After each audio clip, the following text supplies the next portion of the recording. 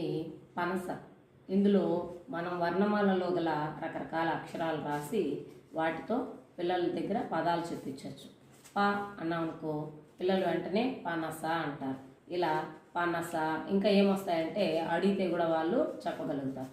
అలాగే ప డ వ, పడవ అని కూడా చెప్తారు. ఇంకా ఈ మూడు అక్షరాలతో ఇంకే పదం వస్తుంది అని అడిగామనుకోండి, వా డ వడ అని చెప్తారు. ఇక్కడ వీటితో 2 అక్షర పదాలు కూడా తయారు చేస్తారు. పన వన అని కూడా చెప్పగలుగుతారు. అదేవిధంగా నస, దీంతోనే ఈ పనస అనే అక్షరాన్ని కూడా చెప్పగలుగుతారు. ప న స, పనస. ఇక గమ్, గమ్ అని వస్తే గంప, గంప. ఊ, ఊతో మనం ఊ డ త, ఉడత. త బ ల, తబల.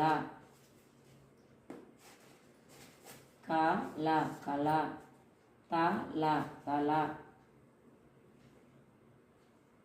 బం క, బంక. వం క, వంక.